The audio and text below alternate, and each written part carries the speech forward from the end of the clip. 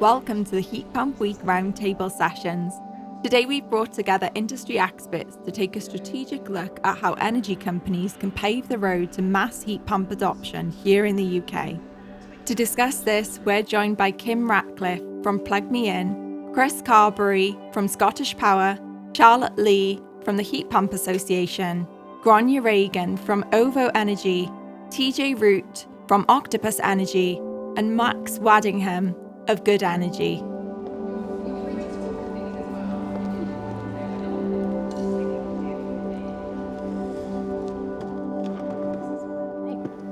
Let's get started. Okay, so why is the current heat pump strategy falling so far short of the 600,000 target? I'm happy to give that one a go. Yeah, but I think Charlotte's going to start that one off. I think that is a policy ambition. That is a previous government's ambition. I think is also the first thing to say there. Our new government hasn't sort of set that type of target yet, although they, from what we're hearing, are very committed to heat pump deployment and accelerating the growth. I think that target was very optimistic, but it was set in order to help get us to, and the UK, to meeting its net zero goals by 2050. So it is important that it retain that the growth that's needed is there. The magnitude of growth that's needed remains in the UK. This year, in the first half of this year, our sales data has showed over a 40% growth in the market compared to last year, which is really positive. But when you think that we need a tenfold increase to get to that figure within 3 years, it's nowhere near where we need to be. And I think a lot of that is around clarity and confidence for investors, for installers and consumers, so across the board. And I could go on, but I'll come back in, I think. So yeah. I mean, there's a big bit on supply and demand, so setting the target's great because it sets the pace. But in the interest from customers is huge, is my experience. But it still doesn't quite do enough for enough customers in terms of getting them over the line to say, yeah, I'll have a heat pump. I like them, they're good, but actually there's a few other barriers in the way. And I think a big one of those is the cost versus gas. And that's unfortunately the case. So I think that's a kind of real big one for us as an industry, and I don't like relying on politicians because that's not always the best way to do things. But actually on this one, then there does need to be more to make sure that the fuel that we're trying to replace because of environmental costs or other damage is slightly less appealing, or certainly the alternative needs to be more appealing, and it's a big challenge for us. And I've got sympathy with the government because that's not an easy fix. It's not an easy thing to change. It's not as if we can just legislate tomorrow and then there's no consequence of that. But it's by far the biggest thing we need to do to make the alternative more appealing. I think it's much better to create demand than it is to try and kind of force the supply side. Yeah, I think sorry, TJ. I think, I agree with all of that. And I think the Buzz grant currently just doesn't mop up the difference between the cost of a gas boiler and the cost of a heat pump, does it? But I do also think there's maybe more that could be done in terms of that collaboration with privately funded options. So certainly, one of the things we're looking at in Plug Me In is whether there's more that we can do in terms of making more flexible financing options available for consumers so that it's easier for them to be able to access that market too. But I think cost is a massive issue for us, really. Sorry, TJ. No, perfect segue. I think we've all hit on it so far in some ways. It's the cost for consumers, right? As you mentioned, you're trying to get them to move from gas to electricity, and we're still in this era of really historically high spread between gas and electricity in terms of price. And right now, a lot of the talk is around the vote that, as we're recording this, will be today about the winter fuel subsidy and how people are going to afford to heat. And we know that we have this big spread. And so when you're trying to get consumers to move from something that is, one, a known quantity, everybody knows what it's like to heat their home with gas, to something that is different. It's a different technology. It requires work in the home.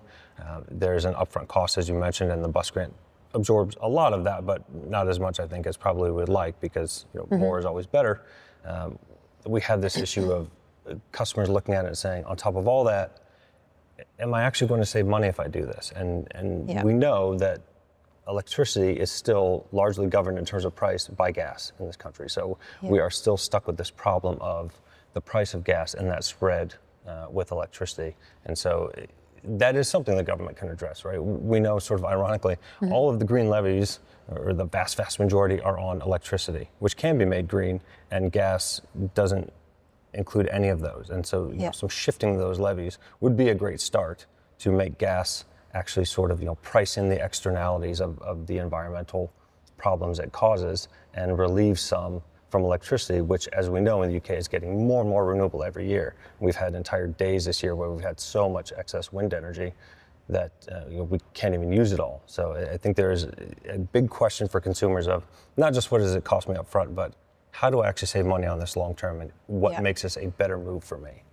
I think what's interesting about the need for the government to intervene, though, is that the heat question has become so politicised in recent times. I mean, the fact that heat pumps were being discussed in the leadership debates in the election, whilst I thought that was great that they're getting some publicity, no publicity is bad publicity, I did find it quite strange, because to me and a lot of people that work in the industry, heat pumps are a bit of a no-brainer, and it almost feels like that, we have to do this. Most people will agree that moving away from fossil fuels is an absolute must, and most people agree that climate change is becoming ever more of an issue. And it seems as though there's a bit of a disconnect between the actions that we need to take in terms of replacing gas boilers with heat pumps and trying to achieve those end goals. And I think the fact that it's become so politicised and quite polarising as well in the media, in politics, means that now, well, this is the sense that I get, that the new government that's come in is almost a bit nervous to pick it up immediately. And I think that's maybe why we haven't heard anything, concrete from the government in terms of their new ambitions and how they think they're going to get there. And I think that needs to be, the government kind of needs to take a stand and kind of remove all of the extraneous, divisive debate that happens about it, because it's for the good of everyone. And it's a real shame, I think, that it has become the us versus them type argument. It's odd. Yeah, I think you've kind of nailed it, in my opinion, there, that the us versus them. What you've got at the moment for a consumer is a very confusing and kind of polarised market. You've got, I think still the vast majority of heating installers in the country would be telling customers, oh, you want a gas boiler, you don't want to go to these heat pumps. I think for every one positive heat pump story you find in the media at the moment, you can find two that are telling you why they're bad and why they don't work. And legislation is going to help that. It's going to help drive the workforce towards electrifying heat, be it heat pumps or kind of fossil fuel-free heat sources. I think what we saw with the EV market, as a comparison, is there was a legislative drive to change to EVs, and all of a sudden, every second car you see on the road now is an EV, and they're more expensive. The thing with heat is you are effectively going into somebody's home. I think, TJ, you said it there. It's a lot of work involved, and comfort is something that is different to everybody. And even if you have a perception that changing the appliance in your home from gas to electrified heat is going to mess with your comfort, there's a reluctance there that we as an industry have to overcome. And I think you nailed it there with private sector has got to do as much, if not more, than legislation. Legislation is going to help drive the market in a direction, but unless the private sector is, they're making heat pumps appealing, cost effective, there's always going to be reluctance to reach 600,000, which is a fraction of the heating appliances in this country. But the EV analogy, I think, is a really good one, because you're right. I mean, still negative stories in the press about EVs, but we as drivers largely ignore them because EVs are brilliant. They're really good to drive, and they're cheap to drive as well. So, and I'm sure I'm not the only person before I got my first EV, had a spreadsheet of what's the cost, what's my payments, what am I saving on fuel, what am I saving on tax. And is that most people, or you, Chris?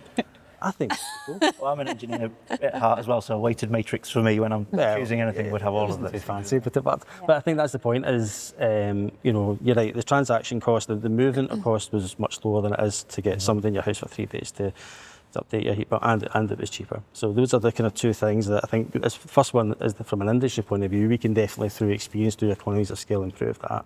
Working with great companies as well, really helps to do that. But also, that action to make it cheaper, and actually that is a kind of really positive business case, because if you rebalance, then it drives demand, therefore it lowers the cost, therefore actually you don't need £7,500 from the government. You actually, that starts to come down. So actually, exactly. you know, you're moving with one and you're saving on another. I think one I'm of going the to push us out. Oh, sorry. Can I just one thing about the sort of policy legislative driver, which is a no regret solution. I think everybody would agree is new build. So, you know, the new build housing, the legislative framework that the government can put in place to support that. So to not extend the gas grid, I think is absolutely vital. And the Future Homes and Buildings Standard consultation is awaiting a response. I think the earliest we're likely to see that come in is late next year, but it'll take 18, 24 months to filter down into the supply chain, and we're getting to 2028 at that point.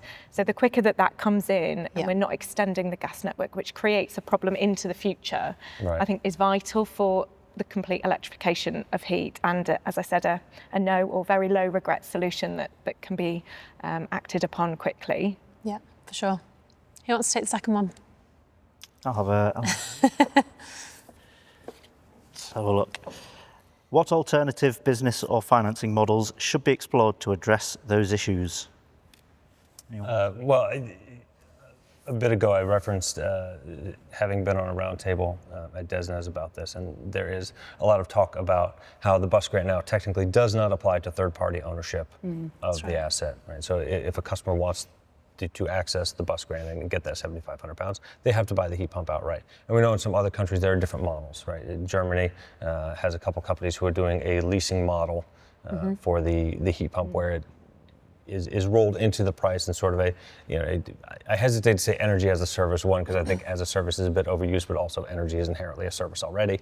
But the model where the heat pump and the tariff that goes with it are rolled into one monthly payment, and that is spread sort of over the life of the asset, which I think is can help get people over that initial cost, right? As we think about accessibility across the market, heat pumps now, I think most people know, when we look at who's buying a heat pump now, it is a very sort of homogenous customer with a certain amount of available cash liquidity in their life.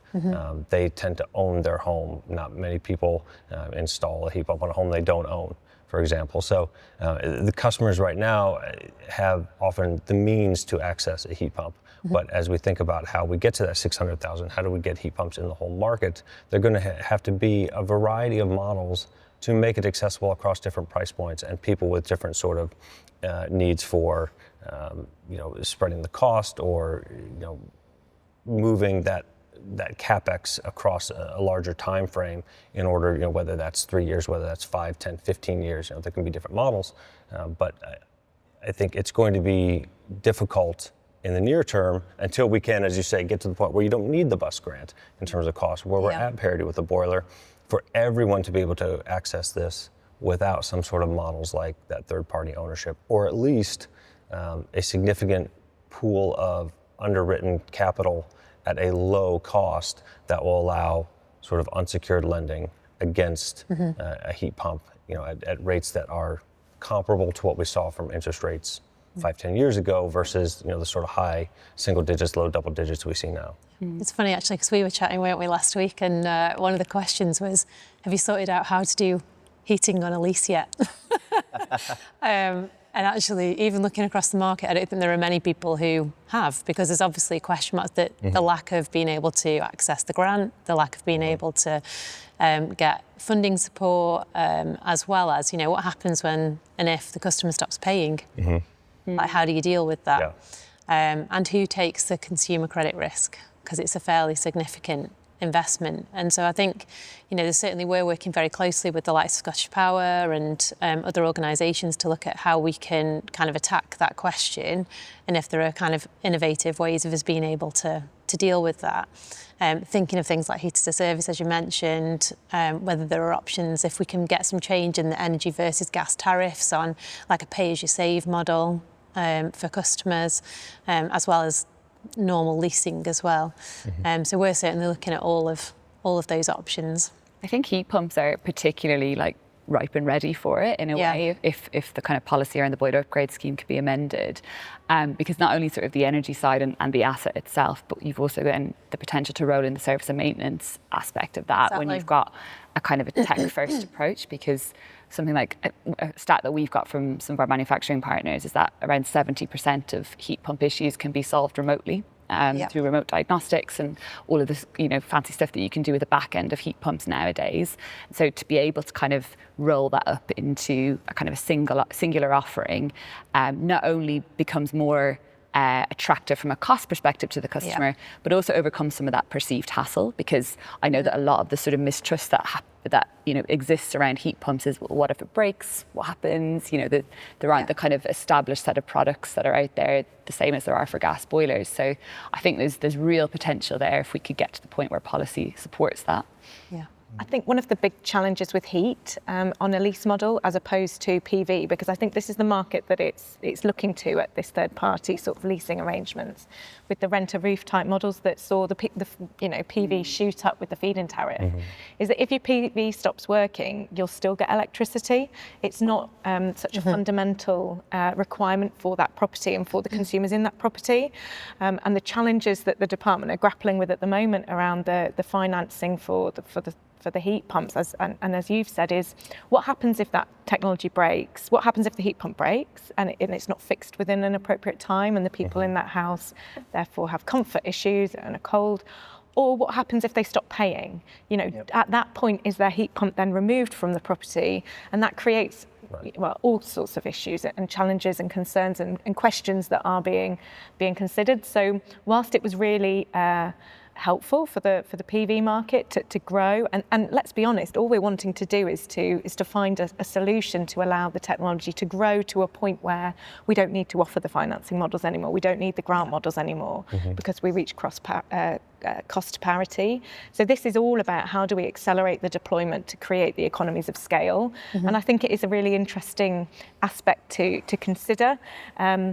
I'm also minded and mindful of the Green Deal, which did look at attaching bill savings to a property over a lifetime with a low interest rate. That low interest rate wasn't so low, and it didn't fly. So I think we do need to take stock and reflect on previous models that didn't work as well, and think about some other areas that we can drive and generate the growth and the investment. And TJ was mentioning the bus being for the able to pay. I mean, it is a policy aimed at the able to pay, but there are lots of other policies not aimed at the able to pay, like the energy company obligation, which is seeing more heat pumps being installed than under the boiler upgrade scheme currently.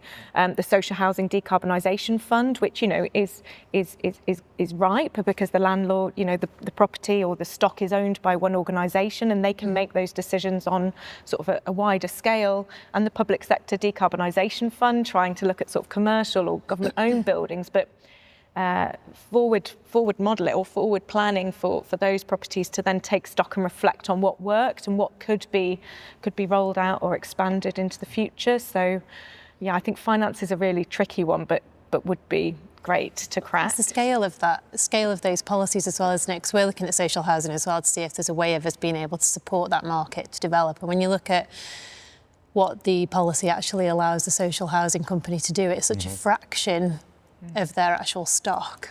It doesn't go anywhere near far enough to be able to allow them to become more sustainable. I think one of the companies that we were talking to, they've got 2,500 properties, and they could actually roll it out to about 350. So it's a very, very small percentage. So I wonder whether there's maybe more that we could look at in terms of policy there too.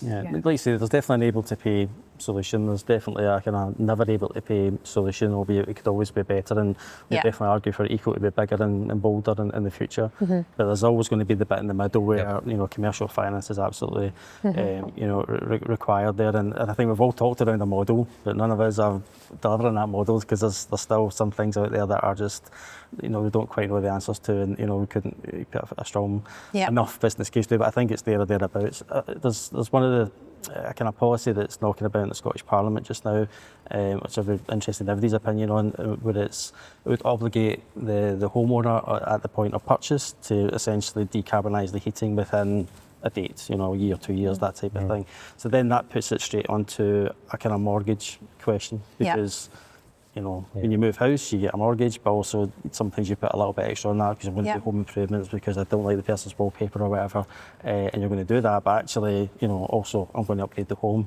People could use it for solar panels. Absolutely, people should use it for heat pump as well. But creates that obligation in doing that, and just, you know, it's that kind of probably addresses that middle market a little bit more, but also, you know, just kind of puts it in an easier to manage longer term finance. But again, obligating anybody to do anything on a financial point of view is a challenge. So I'm keen on everybody's thoughts on I think we're actually super, like, I think maybe we move on to the next one if that's okay. I think maybe we've come back to it if we've got a little bit more time. If that's all right? Yeah. Come on, Gráinne.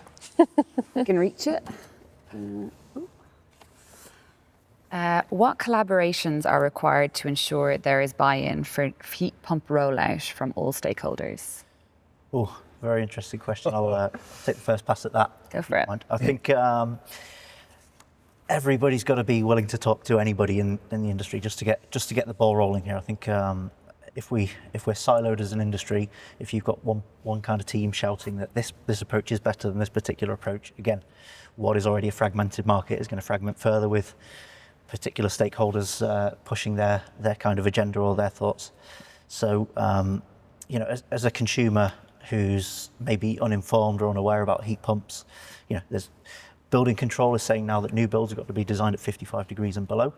Great, they're heat pump kind of ready homes, if you like, at that temperature. So if we're all singing off the same hymn sheet and it doesn't matter that we have to put in this brand or that brand, or we've got to attack new build or social housing or domestic retrofit, if we collectively as an industry are all kind of singing off the same hymn sheet and willing to have collaborations, you know, we work in domestic retrofit, we don't work in new build, but we wouldn't say the new build market's not where you should be looking for heat pumps. So I think that collaboration across industries and across across various kind of marketing teams and everything is going to be key. And some really interesting areas where we're able to speak to homeowners is places like the National Self-Build and Renovation Centre. People are going to look at insulation. I'm building my own home. Where can I kind of find information? And there's stands everywhere about heat pumps, EV chargers, everything. And it's this kind of, we'll come together on, you know, discussions like this to reach a mutual understanding of the market rather than this is what we want to do and this is the avenue we're going down. I think early adopter market at the moment just needs that collaboration from all of us. I think to push on that a bit, there is a need to have an approach that involves a lot of different solutions, right? As sort of you said, we don't want people to be so dogmatic about, you know, the way that we design this heat pump system or the way that we feel about heat pumps is the right way. Because we know there are some homes, like you said, the new homes 55 degrees and below, perfect, right? They're heat pump ready, very new build standards, obviously. High degree of insulation works fine. We also know there are a lot of homes where we need probably a higher temperature system because the radiator swaps will be so expensive that it's really, really hard, nigh on impossible for folks who live in those homes to afford a heat pump system. And so I think there needs to be a recognition of, you know, from the policy side across building standards and the bus grant, which now really compels you to design at 55 and below to accept a higher temperature heat pump system as the norm for people. And of course that ties back to the earlier point about narrowing that spread between gas and electricity. But at the same time, you know, there's the infrastructure side to have DNOs on board, and obviously the DNOs work together through the ENA. And I think there had been some difficulty across different DNOs with getting these devices hooked up quickly and easily for all installers. You know, as large installers, it can be much easier to navigate that process. But you know, we work with our Octopus trusted partners who are the smaller installers out in different regions, and it is a much larger burden on them to get something hooked up to the DNO network, right? And if you are a one or two person operation, there needs to be that ease. So we're seeing across both the installer, the infrastructure managers, and the customer, these variety of solutions that are fast and easy and really address the need in that particular area or that particular home that I think we don't quite have yet, because it has been a bit sort of narrow in terms of this is the right type of system design and a bit of unwillingness to look beyond that or to try some innovative approaches to make those connections faster. Absolutely. I think I build on the installer piece as well, because the installer really is sort of the face of the heat pump in many ways. And so, you know, you have someone in your home for 5 days, 7 days potentially. And they are the ones that will be talking you through how to use your heat pump. And even before you've committed to it, they'll be the ones that are talking you through the options and whether it's right for you. And I think one thing that we've found is that the installers in many cases are sort of calling out for more information. I think when you talk, well, there's a lot of us from energy suppliers in the room, but the myriad of offers that are available out there, the different heat pump tariffs and all of this kind of thing are fundamental to the impact that the heat pump will have on the customer and the cost savings that are available to them. So we've been working with our network of installers to sort of talk to them about Heat Pump Plus and the savings that are unlocked through that offering. There's loads of offers out there, and very often I think the installers are nervous to talk about energy products because they don't understand them. I mean, you know, that's a bit of a generalization. I didn't understand them when I joined the energy industry either, that it's quite a complex space to operate in. So I think there's a bit of work to be done to kind of reach out to that installer population and make sure they've got the tools and the information that they need to have that kind of full end-to-end conversation with the customers as well. Yeah, I think the key word in the question is collaboration. This can only happen with collaboration because no one party, no one industry is going to do this on their own. And like I said, the more individual voices you've got, then the more complex it becomes to try and navigate it. But for me, it's definitely, you know, finance partners, so banks, lenders, you know, energy companies for sure, because they're the ones that will work with the device for the next 20 years. And we've not talked about flexibility yet, but, you know, another really good, strong, you know, benefit of having a heat pump for 20 years in your home, and the installer network. But also, you know, the kind of colleges and the people are training, and as well as the existing market. So, you know, if you've been a gas boiler fitter for the last 10 years, you're looking at another 20 years in the industry, you're going to have to change. You know, we want you to change, we want you to change positively, but that's a scary thing to do when you only know in the last 10 years of a role. So, you know, I think there's a lot of collaboration that we all need to do in that particular marketplace. It's the front line that's so important. So I mentioned earlier, I'm buying my first house, which is a whole experience, shall we say. And I've been told by 3 different people that I shouldn't get a heat pump. So my building surveyor was like, no, this property's too old. I wouldn't recommend. They don't work very well. And I just sort of sat there listening, and I didn't interject actually because I was really interested to hear what his pushback was. The surveyor, the estate agent. One of the big positives about this house, which is that it's a little bit further away from kind of a town or a village, is that it's on the gas network. Like, that was a big selling point because a lot of homes in that area are off gas grid, so they have to get oil boilers and then more expensive options like that. I was like, okay, good. Well, I'm going to be switching away from gas as soon as I can. Didn't say that. And then the seller themselves, they were sort of like, no, I don't think a heat pump's going to work. And then I've gone through to my mortgage broker, and he was laying out the different options that are available, and I was like, oh, do you have any options from providers that have kind of green grants and things like that are available? A number of the high street banks now offer these kind of green home reward type things. And he knew nothing about that. You know, he thought I meant a green mortgage, which is for, you know, high EPC rated homes. And so, you know, constantly you're up against this barrage of misinformation or kind of gaps in that storytelling. Just really quickly on that one, I think there's a lot of analogies between what we need to do in heat pumps and what we've been doing in smart metering for the last 10 years. And I remember when, you know, ScottishPower were going big on smart metering, we're ramping up, and then my mother-in-law says, oh, I just had a meter reader around at the house telling me, oh, don't get a smart meter, they don't work, they're not very. I was going to say that, obviously. So, Should we go into the next one? Okay. How do we ensure consumers feel involved and are prepared to make an informed decision? So I think we've all said, haven't we, that, you know, public awareness, misinformation is a real problem, and getting those kind of public awareness campaigns up and running could be really, really important for us moving forwards. What does everybody else think?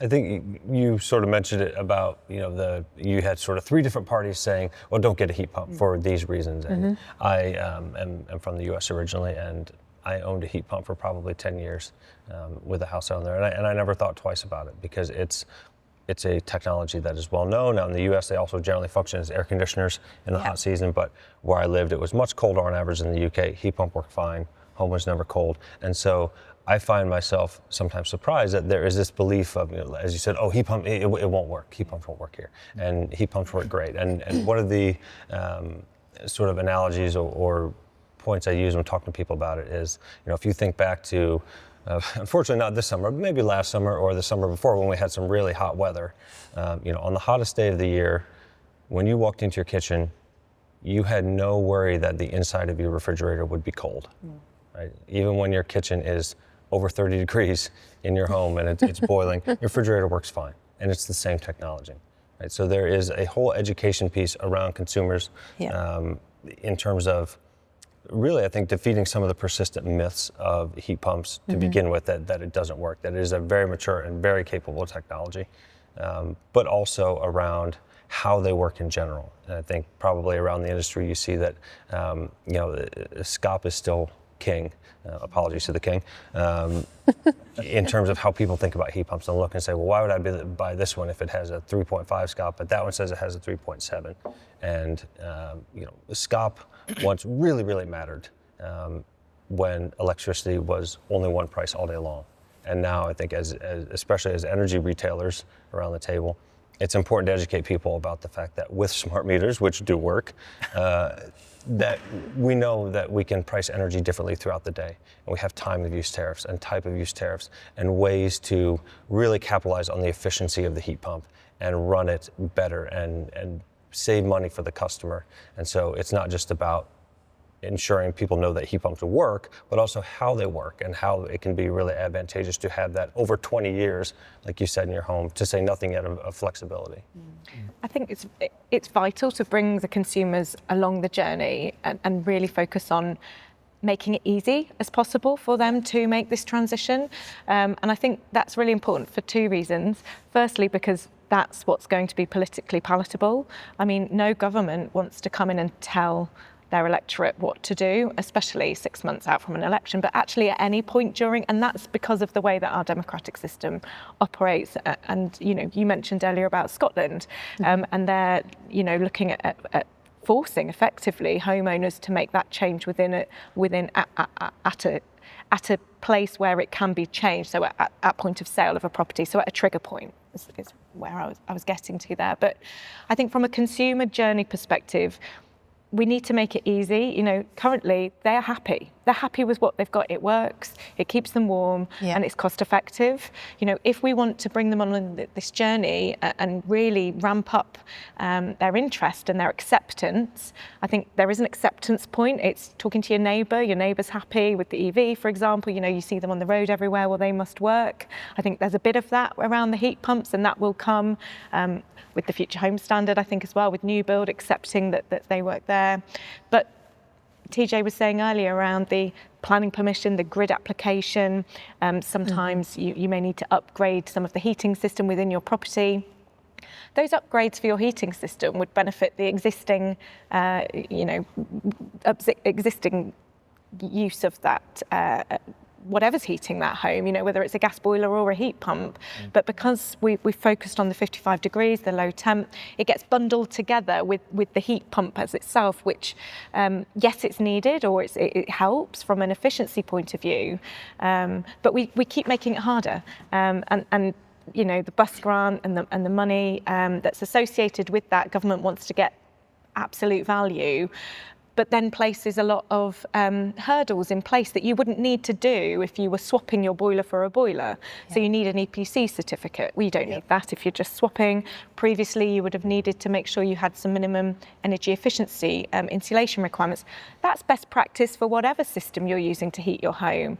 But they were ways of trying to sort of force a move, but it feels like it's been bundled with, it's just a bit difficult. We've made it too difficult, and I think we need to step back and look at how we can make it easy, and therefore remove any of the question marks over whether a heat pump would be suitable for properties. Yeah, I think my opinion there is very similar. We've made the market very complex in trying to get customers to understand why they should move, and all of a sudden, if you want a heating appliance 10 years ago, you phone a plumber, they come and put a bot. You don't even know the brand. You're not interested in when did you ever hear anyone ask the kind of payback period for a gas boiler? It's very rare. Right. Yeah. How often do customers know that in condensing mode you need to be kind of 55 degrees and below? That's where that comes from. But nobody knows, and nobody really cares, because a plumber comes, they fit your appliance, they leave, that's it. There's very little, you know, you can get it done in a day. When it comes to a heat pump, you're talking about going and getting 3 quotes, a month-long journey, and then you've got to hit all these barriers to get grants, and then if you get the grant, you've then got to supply all this evidence, then apply to the DNO, then there's planning. It's so difficult for consumers to just kind of, oh, my heating's broke, I need something to replace it. It needs to become that unconscious decision. It's like, oh, it's a heating appliance, my guy will take care of that. That's it. And you know, again, we're still in the early adopter phase, so we've got to get through all these barriers. But that's kind of crucial for, I think, for me, when we reach mass adoption, is it's just easy for people to do it. Yeah. My appliance is broke, I need to replace it. Here we go. And I think going back to the collaboration point that the previous question, you know, I think that's where the collaboration across the sector can make that journey easier. But you do need to sort of step back from your pure sort of commercial focus of what one company does, and think about how, you know, to put a package together for the consumers, and the, you know, the bigger you are, the easier that is to do. But, you know, I think that's key. Completely agree. I think transparency is critical as well, isn't it? So I think, you know, from my perspective as well, we've said at the beginning that the biggest barrier here for consumers is cost. So I think really being able to support them in terms of transparent financial offerings that are available to them to be able to get it done, alongside all the great stuff that we've talked about there as well, should really help. I think that the final point, and again, probably I'm reiterating something here, all those barriers absolutely, you're right, need to go, because they're non-value add, right? They're not adding any value to the process, so take them out, everybody's happy in doing that. But those are the barriers you get after you've made the decision, I really want a heat pump, and it's not enough people are getting into that part of the process. So That's right. And you know, for the rights or the wrongs of it, you know, people want to do the right thing. So, you know, environmentally, people definitely want to do the right thing in general. But cost is the hygiene factor. So, and it's the cost of the install is one part of it, but I think much more is that running cost question. So, you know, if you can say, actually, you're going to save £500 a year by having a heat pump versus a gas boiler, but you know what? I'll work through all those different challenges. I'll pay a little bit extra for the install, because I'll make my money back over the space of time. Exactly. Yeah, very The lowest carbon heat needs to be the lowest cost heat. You know, that is the takeaway. That's the tagline. That's a great quote. A great quote. Yeah. Shall we get on to the last one? Who wants to take that? Oh, God. Go on, Charlotte. In one sentence, summarise the strategy shift needed to achieve targets. I think you've just said the best sentence, Gail. Yeah. We're collaborating and agreeing on that. Who wants to go first? I'll go. Thinking time.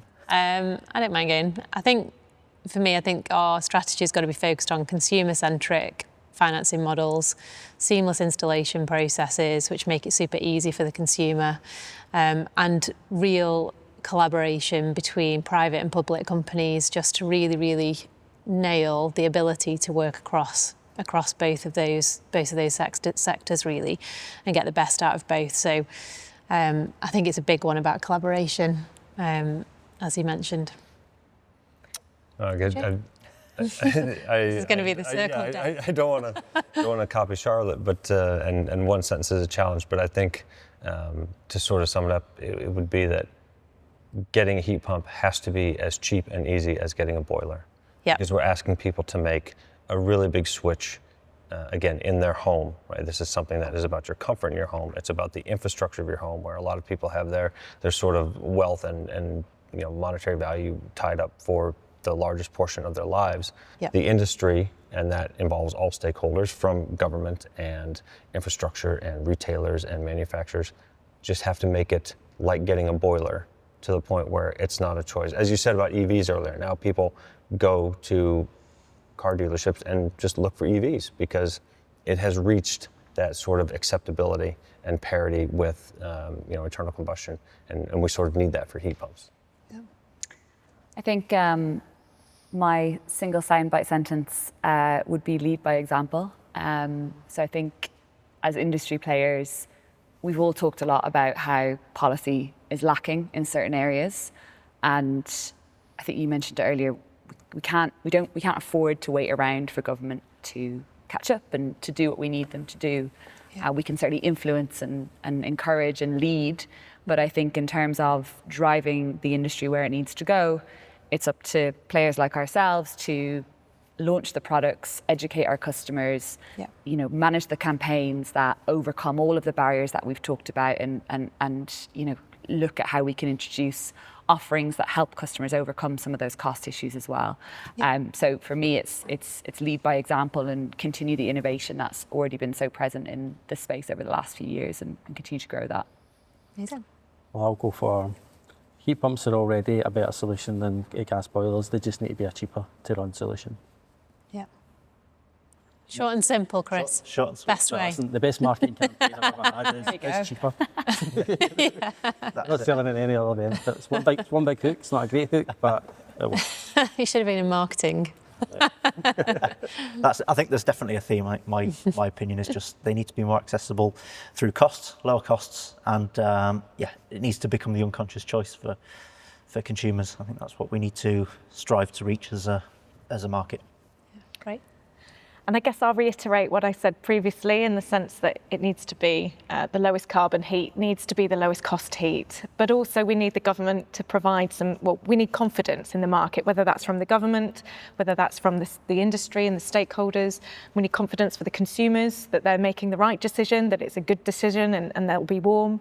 We need the confidence for the installers so that they choose to move towards installing that technology and undertake the training and the development that they need.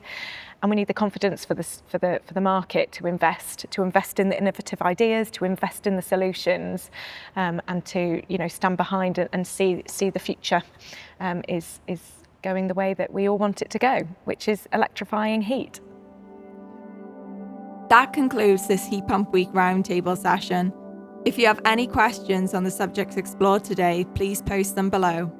To view more sessions on preparing the workforce to deliver heat pumps at scale and how local authorities and housing associations can scale and finance heat pump adoption, visit our channel. Thank you to Plug Me In for their support in making these sessions possible.